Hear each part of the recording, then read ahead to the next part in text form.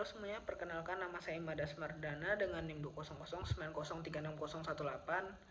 Pada kesempatan kali ini saya akan mengerjakan soal UAS yang diberikan kepada saya pada matkul Sistem Informasi Manajemen. Permasalahan yang diberikan adalah firma hukum Hotman Paris and Friends atau HPF telah tumbuh secara signifikan selama 1 dekade terakhir dan ingin pindah ke sistem otomatis untuk menyimpan catatan penagihan untuk setiap kasus. Jenis informasi yang ingin disimpan perusahaan terlihat seperti gambar yang ditampilkan di halaman berikut ini. Setelah ini akan saya tampilkan gambar mengenai soal yang diberikan kepada saya. Jadi pada permasalahan kali ini saya diminta untuk merekomendasikan usulan outsourcing yang tepat untuk menyimpan transaksi kegiatan pada firma hukumnya Hotman Paris. Saya akan memberikan rekomendasi mengenai hal yang harus dilakukan. Lalu juga membuat data flow diagram atau DFD dan juga ERD-nya.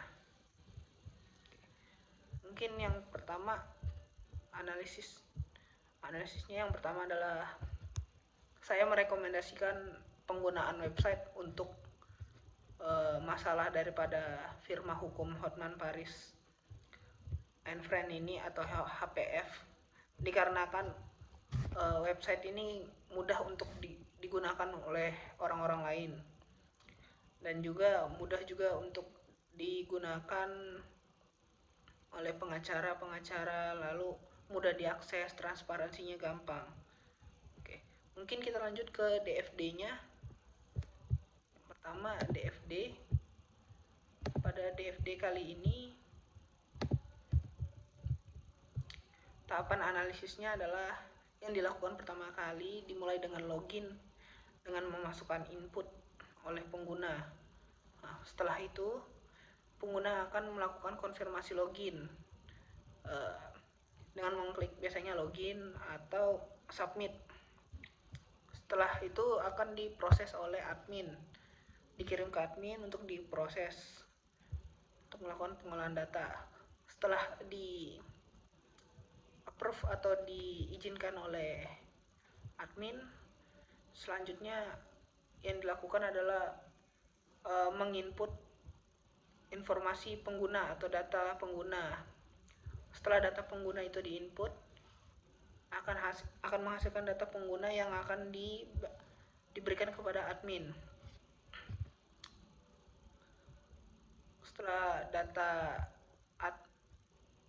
data pengguna dirasa cukup dan juga sudah selesai diinput, selanjutnya adalah menginput bentuk datanya klien atau data-data klien. Data-data klien di sini adalah seperti mungkin nama klien,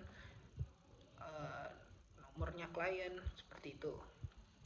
Setelah data klien ini diinput, semuanya akan naik ke administrasi. Dari data klien itu akan diinput juga data kasus atau data perkara. Data perkara ini akan dikembalikan ke admin. Dari admin ini akan mengolah data kasus ini atau data perkara ini untuk mencari pengacara yang tepat untuk bertanggung jawab atas topik yang ada ini. Setelah itu dari data pengacara sudah balik ke admin. Dari admin itu akan dilakukan pengolahan data di situ. Hasilnya akan muncul di website tersebut, di website yang akan digunakan nanti. Setelah di website itu akan muncul, bisa dicetak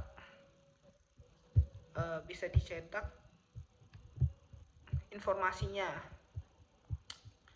Nah, informasi yang berisi mungkin data pengacara, data kasus, data klien, semuanya, nomor ID klien, baru penagihan jam, seperti itu akan muncul di akhir sehingga bisa dicetak.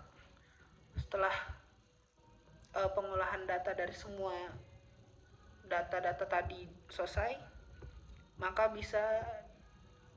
akan diberikan kepada Hotman Paris Hutapea sebagai pengawasnya. Sekian dari data flow diagram. Mungkin selanjutnya kita lanjut ke ERD. Pada ERD ini terdapat tiga bagian. Yang pertama itu adalah